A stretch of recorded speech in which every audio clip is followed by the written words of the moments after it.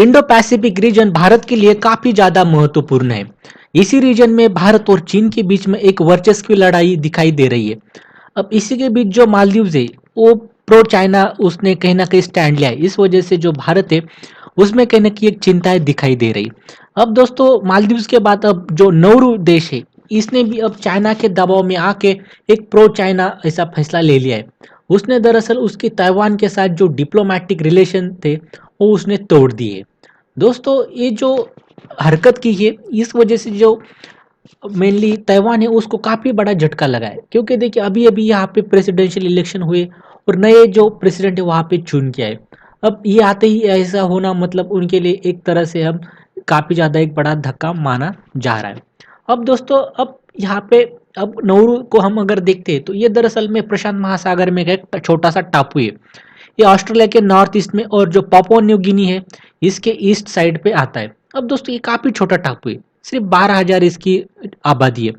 और इस वजह से देखिए जो फैसला लिया उसने जो कि ताइवान के साथ डिप्लोमेटिक रिलेशन तोड़ने का, इस वजह से ज्यादा तो फर्क गिरेगा नहीं ताइवान पे, लेकिन एक सिंबॉलिक एक बड़ा स्टेप हम कह सकते हैं और भारत के लिए भी और जो यूएस वगैरह इनके लिए भी क्योंकि ये देखिए अब जो चाइना के बहुत ज्यादा इन्फ्लुएंस में चले जाएगा, क्योंकि इसने कोई देश के साथ ऐसा अगर डिप्लोमेटिक रिलेशन तोड़ने का फैसला लेते हैं तो मतलब कि कहीं ना कहीं पूरे चाइना के इन्फ्लुएंस में हम इसको कह सकते हैं। अब दोस्तों अब सवाल आता है कि इसने आखिर में ऐसा क्यों किया। दोस्तों इसका आंसर काफी सिंपल है, बात है कि नेशनल इंटरेस्ट की, और यहाँ पे आती है पैसों की बात। अब देखिए एक काफी छोटा यहाँ पे एक टापू है और यहाँ पे देखिए दोस्तों जो अमेरिका है वो ज्यादातर इसके ऊपर लक्ष्य नहीं देता। अब इसको एक चाइना के रूप से एक कहीं ना कहीं एक हम कह सकते हैं कि एक ऑप्टिमिज्म यहाँ पे दिखाई दे रहा है। अब दोस्तों चाइना ने इनको प्रॉमिस किया कि वो इन्वेस्टमेंट वगैरह करेंगे, उनको कर्जा वगैरह देंगे।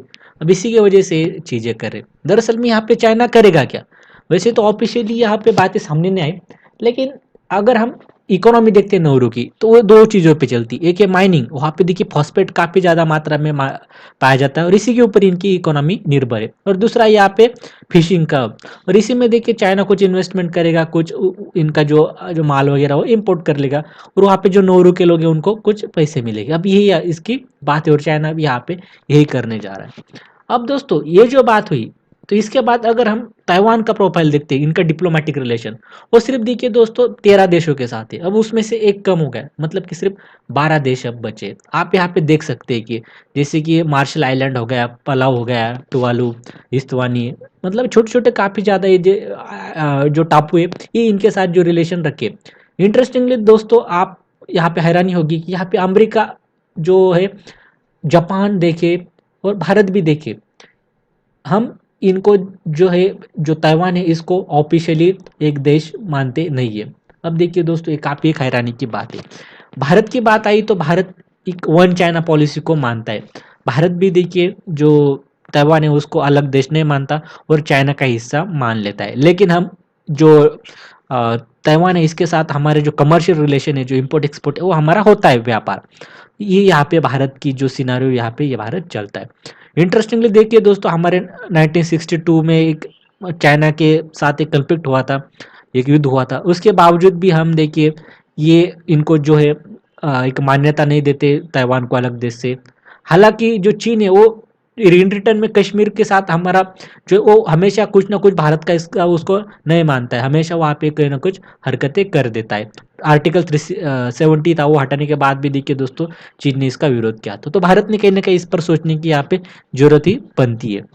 अब देखिए दोस्तों अब बड़ी बात सवाल आता है यहाँ पे कि ऐसा अगर चीन ने किया तो ये इस पे ऊपर कब्जा तो नहीं करेगा ताइवान के ऊपर। तो बात ऐसी कि अभी के लिए तो ऐसा नहीं दिख रहा, क्योंकि अगर ऐसा होता है तो देखिए चीन के ऊपर अमेरिका वगैरह जो है उनके डायरेक्ट यहाँ पे कन्फ्लिक्ट हो सकता है, क्योंकि ताइवान के पीछे अमेरिका खड़ा है और चीन के ऊपर सैंक्शन भी लग सकते हैं और यहाँ पे इंस्टेबिलिटी भी आ सकते हैं। तो चाइना के साथ जो है अभी एक क्या करेगा वो, तो ये जो ताइवान है इसको ऐसे परेशान करेगा वो, और भी ज़्यादा देशों को ये दबाव में लाएगा और जो डिप्लोमेटिक रिलेशन है वो तोड़ने की उनको एक गुंजाइश करेगा। और ना और तो और, जो ताइवान है उसको घेरेगा, उसकी नाकाबंदी करेगा। तो ये सारी चीज़ें यहाँ पे ज़्यादातर करने की यहाँ पे संभावना है। आपकी क्या राय है दोस्तों इस बारे में, तो आप कमेंट सेक्शन में जरूर बताइए। बहुत बहुत धन्यवाद।